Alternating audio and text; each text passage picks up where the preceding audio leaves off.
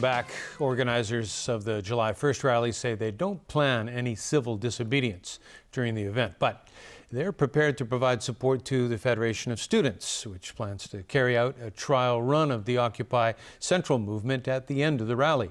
Evelina Leung reports. Fight for civil nomination of chief executive candidates, abolishing functional constituencies in LegCo, and the stepping down of Chief Executive Leung Chun-ying. These are the main themes of this year's July 1st rally. The rally will start at 4 p.m. and participants will march from Victoria Park to Chater Garden in Central. You can see that the political reform constitutions have already ended. We expect that in August that the CCP government may have some feedback or will give us one proposal by the government. So in this time frame, between July and August, we believe that only a great democratic movement and social movement can make us have a better chance to fight for civil nominations and other proposals that guarantee democracies to the people. Organizers said they have no plans to carry out any civil disobedience campaign during the rally. But the Federation of Students, which will participate in the event, said it may stage a mock Occupy Central movement if the chief executive doesn't respond to the public's demands after the June 22nd civil referendum. The Civil Human Rights Front said it's prepared to provide support to the Federation if the mock event indeed takes place. The rally organizer complained that the police have been especially harsh on them this year and have so far refused to block off 6 traffic lanes for the event. A mother suspected of killing her 18-month-old daughter in Shamshui Po last night is a welfare recipient. Secretary for Labor and Welfare Matthew Jung said today the government will extend whatever help it can to the family. The woman's 9-year-old son was not harmed, and officials are following up on his particular situation. Police arrested the woman in connection with the chopping attack that happened in a flat in Wing Chong Estate. The 36-year-old suspect has been transferred to a psychiatric hospital.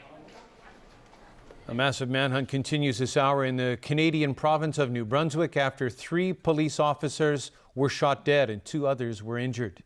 Parts of the city of Moncton are under lockdown, and residents have been told to stay inside. Police are searching for 24-year-old Moncton resident Justin Bork in connection with the shootings.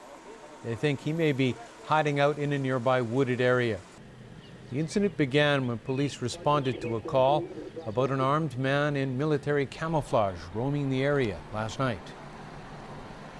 To the United States, where a political firestorm continues to take a toll on the Obama administration over the release of 5 Taliban commanders in return for 1 American soldier. Critics insist the deal was illegal, irresponsible, and will cost American lives. Securing the release of the only American prisoner of war, Bo Bergdahl, was supposed to be the icing on the cake as Barack Obama announced the withdrawal of troops from Afghanistan. But that blew up in his face, say Republicans in Congress.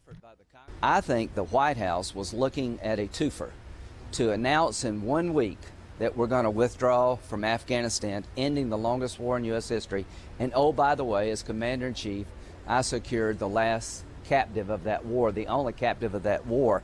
In my opinion, there's no question that the president violated the law by not notifying Congress. But the exchange of 5 hardcore, hardest of the hardcore, Al-Qaeda/Taliban will pose a threat to the United States of America and the men and women who are serving. Equally disconcerting are comments by Bergdahl's Army comrades that he deliberately deserted his post in Afghanistan. Even the State Department sidestepped questions about Bergdahl's mysterious disappearance. How he ended up in Taliban captivity is wholly unrelated to whether or not we should have brought him home. But the controversy proved too much for Bergdahl's hometown in Idaho, where they canceled his welcome home party. As it turns out, Bergdahl wasn't the only U.S. citizen begging to be freed from Taliban captivity. And I would ask that my family and my government do everything that they can to bring my husband, child, and I to safety and freedom.